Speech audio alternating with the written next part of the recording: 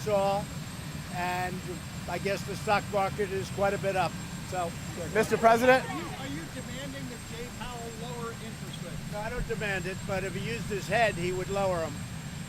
In Germany, they have a zero interest rate, and we do compete, much stronger than Germany, but we do compete with Germany. In Germany, they have zero interest rate, and when they borrow money, I mean, when you look at what happens, look at what's going on over there. They borrow money, they actually get paid to borrow money, and we have to compete with that. So if you look at what's happening around the world, Jay Powell and the Federal Reserve have totally missed the call. I was right, and just about everybody admits that. I was right. He did quantitative tightening. He shouldn't have done that. He raised interest rates too fast, too furious, and we have a normalized rate, you call it that, and now we have to go the other direction. We'll see if he does it. If he does it, you'll see a rocket ship. You'll see a boom. If he doesn't, we have a very strong economy. But Mr. President, we could be in a place that this nation was seldom at if we had interest rates cuts by the Federal Reserve. The Federal Reserve has let us down. They missed the call. They raised them too fast. They raised it too high, and they did quantitative tightening. They shouldn't have done the tightening, and they shouldn't have raised them to the extent. We could have had some raises, but nothing like they did. Mr. Trump, why have you backed down on background checks, sir? With a strong appetite for background checks. Oh, I have an appetite for background checks. We're going to be doing background checks. We're working with Democrats. We're working with Republicans. We already have very strong background checks, but we're going to be filling in some of the loopholes, as we call them, at the border. And speaking about at the border, it would be really nice if the Democrats would indeed fix the loopholes, because it would be really nice. But despite that, I want to thank Mexico. They have 26,000 soldiers at our border, and they're really stopping people from coming in. So what happens is, with background checks, we're dealing with Democrats, we're dealing with Republicans, we're dealing with the NRA, we're dealing with gun owners, we're dealing with everybody. And I think we're going to have something, hopefully, that's meaningful. Sir, are you caving to the NRA? No, I didn't say anything about that. We had a great talk with Wayne yesterday. Didn't say anything about that. We just talked about concepts. Wayne agrees things have to be done also. And we have areas where we can close. And for instance, we did fix NICS last time. We have a lot of background checks right now. Gun owners can tell you that, others can tell you that. But there are certain weaknesses. We want to fix the weaknesses.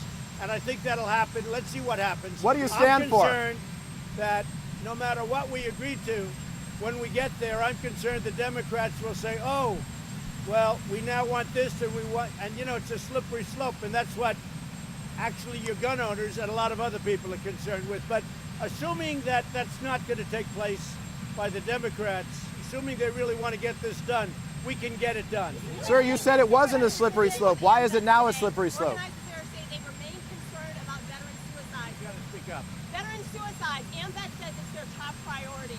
Talk with me about what the administration's task force has done since its creation. Well, we're doing a lot having to do with veteran suicide.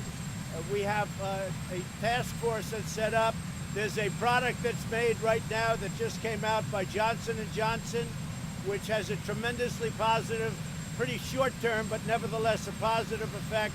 I've instructed the head of the VA to go out and buy a lot of it, and we are buying a lot of it. Hopefully we're getting it at a very good cost. And this is I guess it's a form of a stimulant where if somebody is really in trouble from the standpoint of suicide, it can do something. It's pretty well known, just came out. It's made, I believe, by Johnson & Johnson, and we have calls in now to Johnson & Johnson. Those calls, we've been dealing with them for 2 months on buying a lot of it.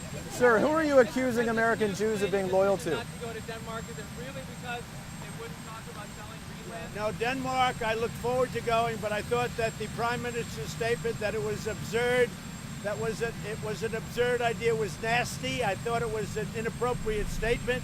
All she had to do is say, no, we wouldn't be interested, but we can't treat the United States of America the way they treated us under President Obama. I thought it was a very not nice way of saying something. They could have told me no, This is something that's been discussed for many years. Harry Truman had the idea of Greenland. I had the idea. Other people have had the idea. It goes back into the early 1900s. But Harry Truman very strongly thought it was a good idea. I think it's a good idea because Denmark is losing $700 million a year with it. It doesn't do them any good, but all they had to do is say, no, we'd rather not do that, or we'd rather not talk about it. Don't say what an absurd idea that is. Sir. Because she's not talking to me. Excuse me. She's not talking to me. She's talking to the United States of America. You don't talk to the United States that way, at least under me. Now, President Obama, when they wouldn't let him land in the Philippines, when they treated him so badly at so many places, the Philippines is one that comes to mind. That's different. That's different. They can treat him any way they want to. That's up to him. But they can't treat the United States with a statement, how absurd. Sir, who are you accusing American Jews of being disloyal to, sir? Let your wife do it. Who's the boss? Who's the boss? I am the boss. I agree. She's the boss. I agree. Go ahead. It's got a lot of people. Yes. It's got a lot of people watching. Go ahead. Regarding background check, why shouldn't anyone who wants to buy a gun go through a background check? What's wrong with that? Well, what we're doing is I want guns to be in the hands of people that are mentally stable. And those people, I want them to easily be able to get a gun. But people that are insane, people that are sick up here, I don't want them to be able to get a gun.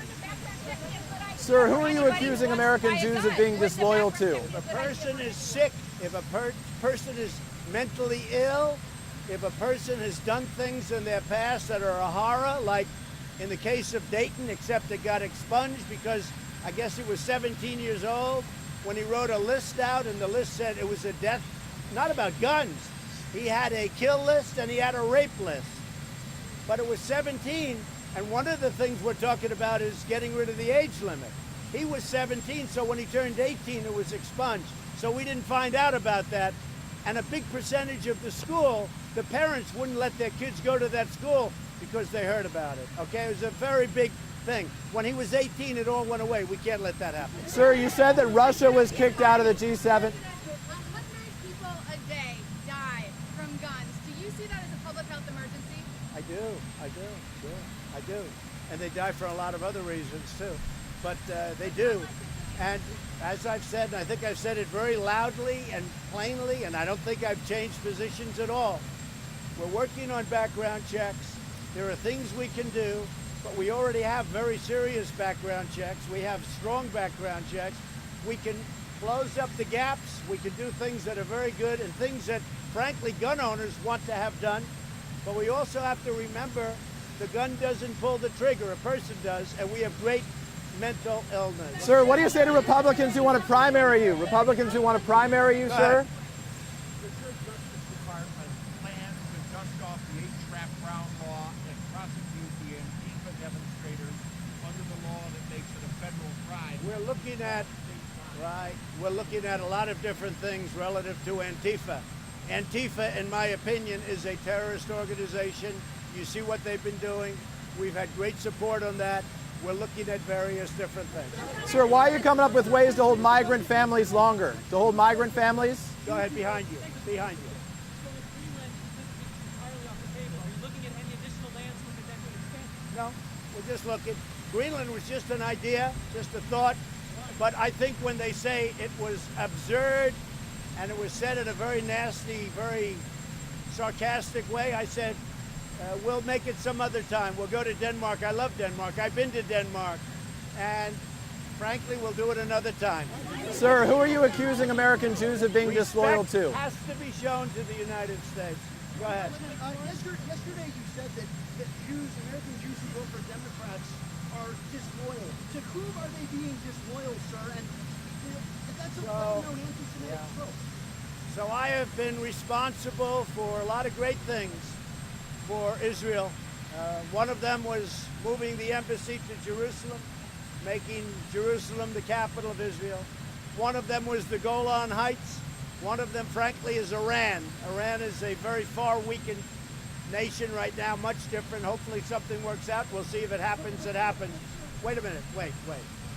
No president has ever done anywhere close to what I've done between Golan Heights, Jerusalem, Iran, and other things. Excuse me, wait a minute. No president has done what I've done. We have a group, I call it AOC +3. You could call the person Representative Tlaib, you could say Representative Omar, you could go any way you want to go. They are anti-Semites, they are against Israel. She had a plan to greatly embarrass Israel by going there with the fact that she wanted to see her grandmother. I assume that's true, I hope that's true. But it was very bad, very bad. The things that she and others of that group and other Democrats have said.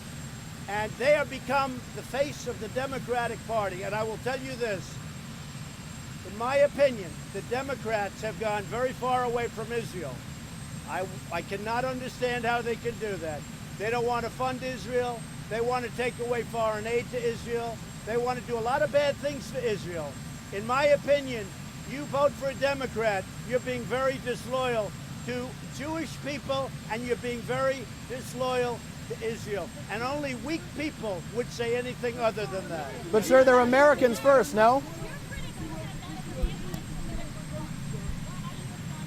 I haven't heard anybody say that, just the opposite. I think that if you vote for a Democrat, We'll read the you're statements. very, very disloyal to Israel and to the Jewish people. Sir, what do you say to the Republicans who want to primary you? Well, I'm at 94% now in the Republican Party, the highest in history, the highest of any Republican.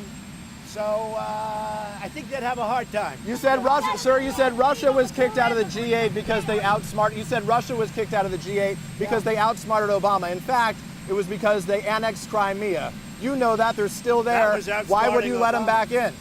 They're still there, why let them back in? Russia outsmarted President Obama. They took over during his term, not during mine, Crimea. They're still there, why let them in now? They took over Crimea. If you'd stop being an organ of the Democrats, I mean, you know, you'd let me answer the question. Listening. I'll answer it very easily. It's Please, a very sir. simple question. The fact is, President Putin totally outsmarted President Obama on Crimea and other things, including the red line in the sand, all right? He outsmarted, he made a living on outsmarting President Obama. And frankly, because of it, Obama was upset, and he got Obama out of what was the G8 into the G7. It's come up. Should we put Russia back in? We spend a lot of time talking about Russia at those meetings, and they're not there. I think it would be a good thing if Russia were there, so we can speak directly, not have to speak all the, you know, by telephone and other things. So, here's the thing. It's a vote of what's now the G7. They were taken out because Putin outsmarted on Crimea, on the red line, on other things. Totally outsmarted Obama. Obama was upset. They took him out. I think Russia should be a part of it because we're looking for world peace and other things, trade and other things. And it would be a lot easier to have Russia in where they had always been. But they're still there, sir. But sir, they're still there. So why let them in if they're still there?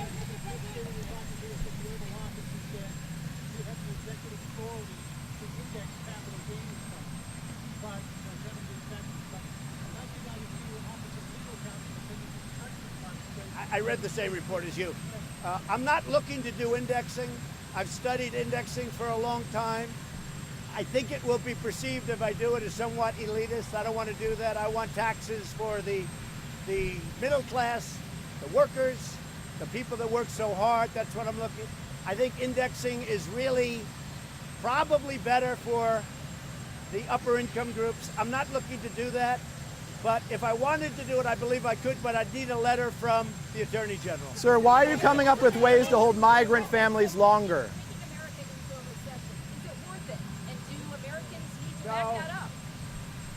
The fake news, of which many of you are members, is trying to convince the public to have a recession. Let's have a recession. The United States is doing phenomenally well. But one thing I have to do is economically take on China. Because China has been ripping us off for many years. President Clinton, President Bush, and President Obama and others should have done this long before me. My life would be much easier, although I enjoy doing it, but my life would be much easier if I just said, let China continue to rip off the United States, all right? It'd be much easier, but I can't do that. We are winning against China. They've lost 2.5 million jobs in a very short period of time. They want to make a deal. It's got to be a deal that's good for the United States. Where they want to make a deal, probably we will make a deal, but if I didn't do that, and I'm not doing this, somebody said it's Trump's trade war. This isn't my trade war. This is a trade war that should have taken place a long time ago by a lot of other presidents. Over the last 5 or 6 years, China's made $500 billion. $500 billion. Ripped it out of the United States. And not only that, if you take a look, intellectual property theft, add that to it, and add a lot of other things to it. So somebody had to do it. I am the chosen one. Somebody had to do it. So I'm taking on China. I'm taking on China on trade. And you know what? We're winning because we're the piggy bank. We're the one that all these countries, including the European Union, wants to rob and takes advantage of. European Union, $200 billion. China, more than $500 billion. Sorry. Sir, I was put here. do you believe you're the second coming of God? I was put here by people to do a great job, and that's what I'm doing. And nobody's done a job like I've done. Now, would China rather wait for a little more than a year and try and get sleepy Joe Biden to negotiate with instead of President Trump? Maybe, but I don't think so. You know why? They're losing too many jobs too fast. They had the worst year in 27 years, but I think it was actually 52 or 54 years. It's the worst year they've had in a half a century.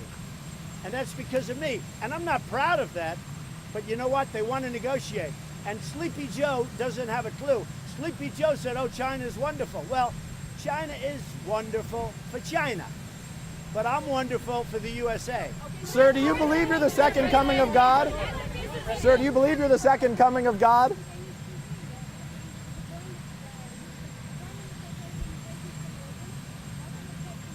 Well, we'll meet it sometime, but the Prime Minister used a terrible word when describing something that we've been talking about for years with our country.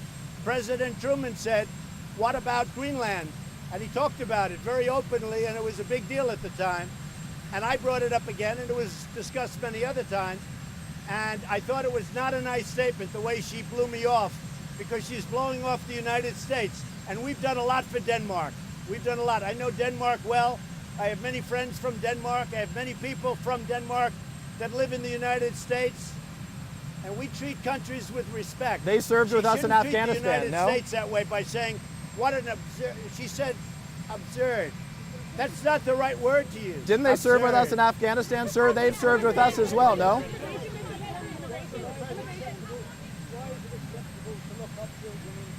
Louder. Well, if you remember, President Obama had separation. President Obama built the cells. He built the cages that you people always talk about and attribute them to me. President Obama in 2014 built those cages, and you were very embarrassed when the New York Times, as usual, and others put a picture of a cage and they said how bad Trump was, only to find out that it was President Obama that built those cages. So President Obama had separation. I'm the one that brought them together. This new rule will do even more to bring them together. But it was President Obama that had the separation.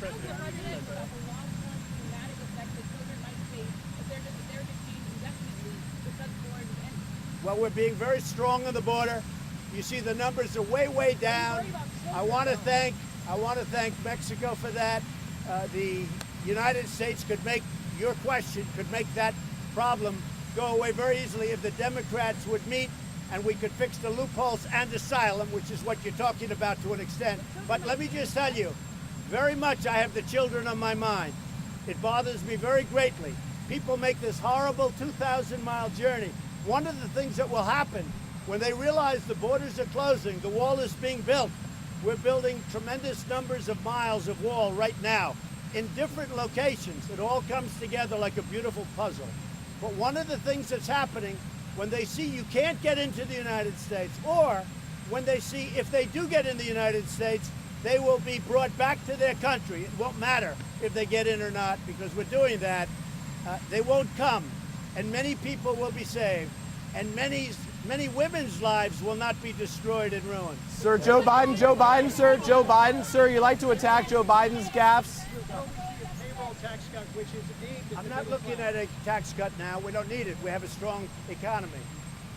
Certainly a payroll tax cut. President Obama did that in order to artificially jack up the economy.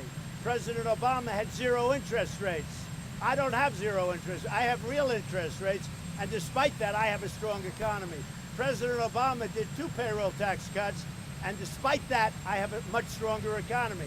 And if you look at my numbers from November 9th, you look at them, November 9th to present, the stock market is up over 50%. Sir, Joe Biden's gaffes. You like to attack Joe Biden for his gaffes, but This guy is the most biased reporter, NBC. You know, I made a lot of money for NBC with The Apprentice, and I used to like them, but they are the most biased. Peter is such a bias.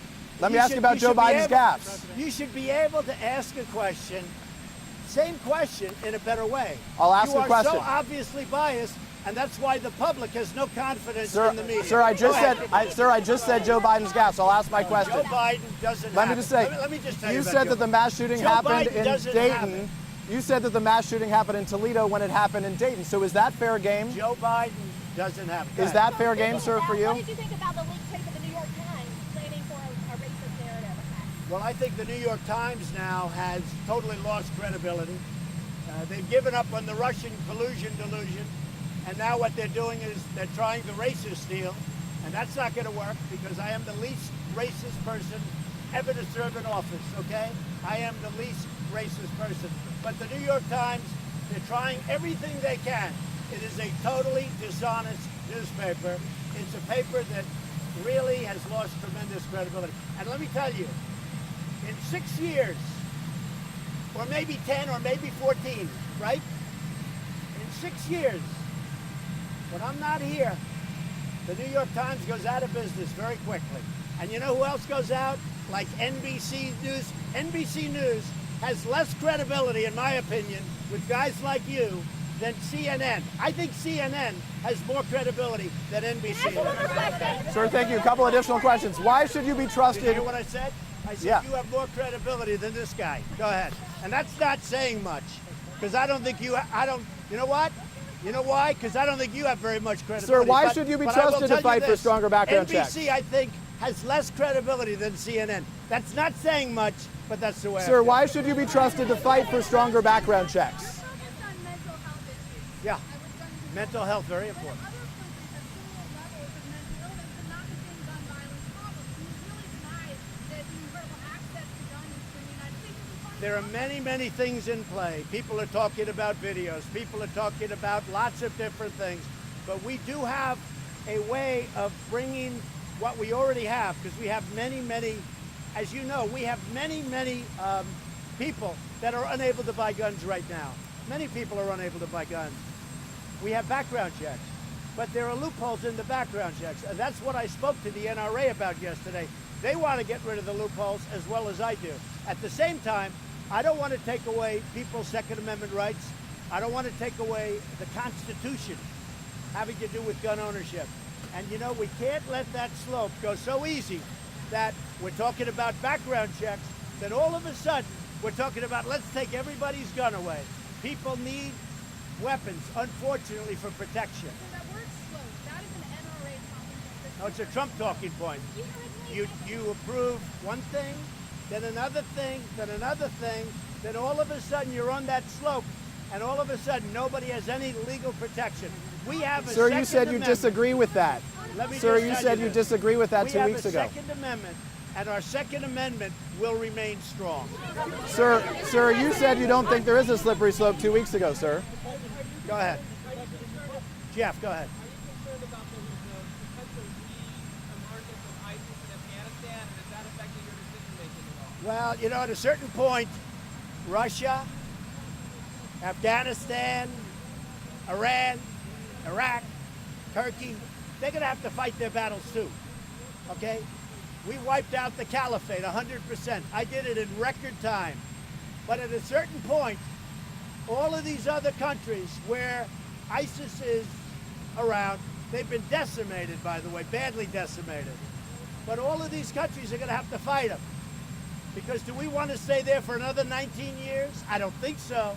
So at a certain point, other countries, and that includes Russia, and it includes Iran, and Turkey, and Iraq, and Afghanistan, and Pakistan, and India.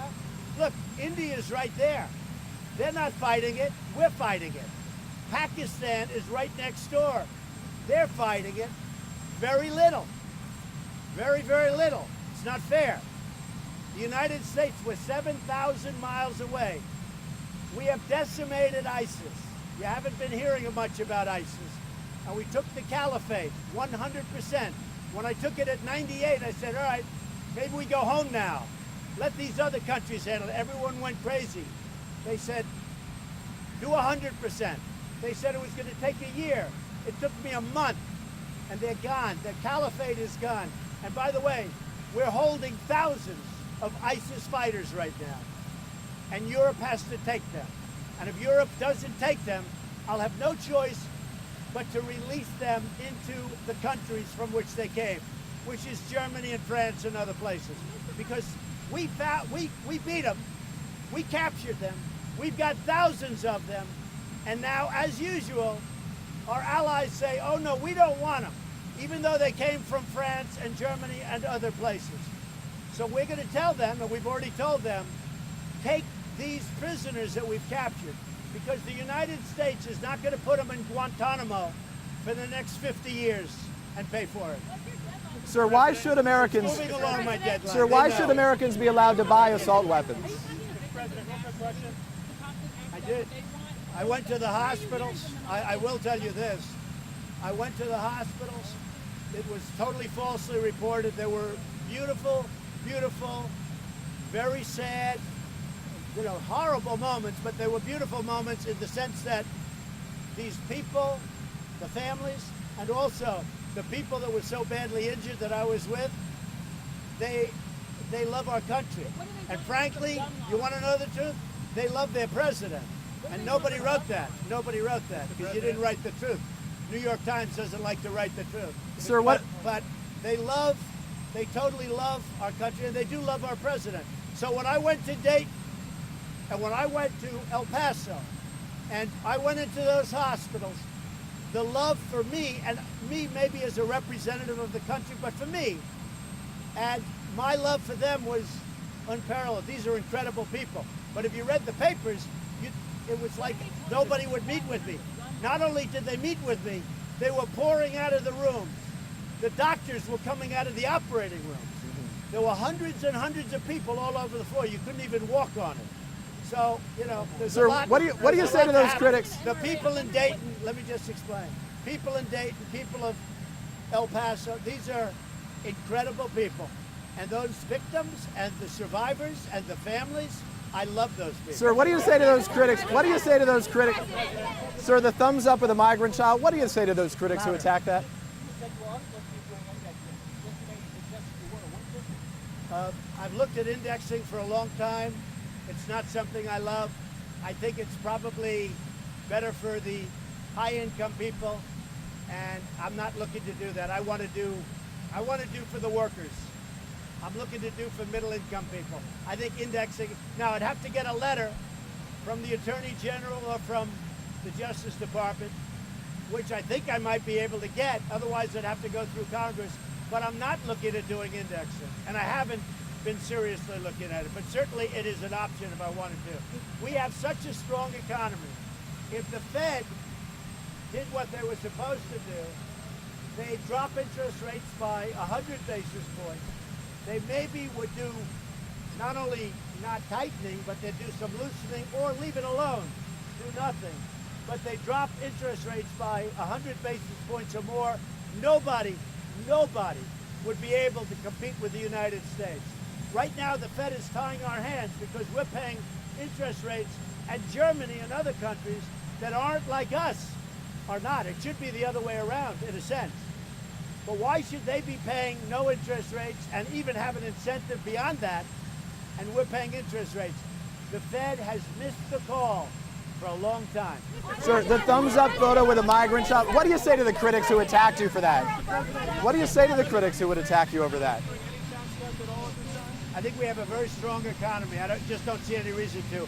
I think the Fed has been very late and very early. They were very early to raise, and they're very, very late to cut. But the Fed can do the whole thing. Yesterday, we had the strongest dollar in the history of our country. Yesterday, we had the strongest dollar in the history of our country. Now, in one way, I'm honored by that. But in another way, it makes it much harder to export goods, you understand. So in two ways. One, I love it, but in another way, I don't like it because it's much harder to compete. But we had literally the strongest dollar in the history of our country. Sir, the thumbs up with a migrant child, was it fair to attack you? Follow up these rule changes over the last Say it. Are you going to do an executive order on birthright citizenship still to follow We're up looking on at these that rule very changes? seriously, birthright citizenship, where you have a baby in our land, you walk over the border, have a baby, congratulations, the baby's now a U.S. citizen.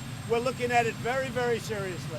Sir, the thumbs up with a migrant child, was I it don't know how fair you to found attack that you out, over but that? that's very good. We are looking at birthright citizenship very seriously. Sir, it's frankly ridiculous. Sir, your thumbs up with a migrant child, is it fair to attack you over that? Migrant minors. Notorious cases. Do I what? Unlimited detention of migrant minors. in the I am the one that kept the families together. Okay? You remember that, right? Just remember I said it. And now it gets even better. President Obama and others brought the families apart. But I'm the one that kept the families together. With what we're doing now, we'll do even more of that, but it'll make it almost impossible for people to come into our country illegally. Plus, we're building large sections of the wall. I won the lawsuit 2 weeks ago in the Supreme Court. We're building large sections of wall and lots of other things are happening. Sir, the thumbs up photo with a migrant child, was that appropriate? Was it fair for them to say that? I do. Oh, I have with everybody, but he's the one that calls me. You know why? That's why he's a great executive. Because he calls me, and others don't. Others go out and hire very expensive consultants, and Tim Cook calls Donald Trump directly. Pretty good. And I would take their call too. But the only one that calls me is Tim Cook. He calls me whenever there's a problem. He'll call. Now the problem was that Samsung, a competitor, good competitor, wouldn't be paying tariffs, and Tim Cook would. I got to help him out short term with that problem because it's a great American company. Samsung is in South Korea. Not fair that Samsung isn't hit while he's hit, right? But the reason I speak to Tim Cook, he's the one that calls me. The other ones don't call. They go out and hire for millions of dollars consultants that have less power than you do. What do you want to say today in Kentucky, sir? What do you want to say in Kentucky today? Loyal to Israel, is that what you're saying? Oh, I say so, yeah. Yeah. Isn't that anti-Semitic? No. It's only in your head. It's only anti-Semitic in your head. If you look at what Tlaib, Omar, Cortez, if you look at what these people, I say, if you just AOC +4 or +3, if you look at what they say, they are so bad for Israel. They are so bad for Jewish people. You take a look at the horrible anti-Semitic statements that they've made. You take a look at what they want to do to Israel. Take a look at the fact that they want aid, all of the aid, almost $4 billion, all of the aid cut from Israel. You take a look, you know what? The Democrats have to own it. And I say this, anybody that votes for a Democrat, they're voting for that. That's the face of your party, and that's very bad for Why are you Israel. treating out Jewish people? Hong Kong give you leverage? Does Hong Kong give you leverage in the China talks, Mr. You'll President? find out. You're going to find Does out. Hong Kong give you leverage in the China talks? Does Hong Kong give you leverage in the China talks? I don't view it as leverage. No, I hope Hong Kong works out in a very humane way. I don't view it as leverage or non-leverage. I hope it works out in a humane way. And I think that President Xi has the ability to make sure that happens. Do you think it's leverage?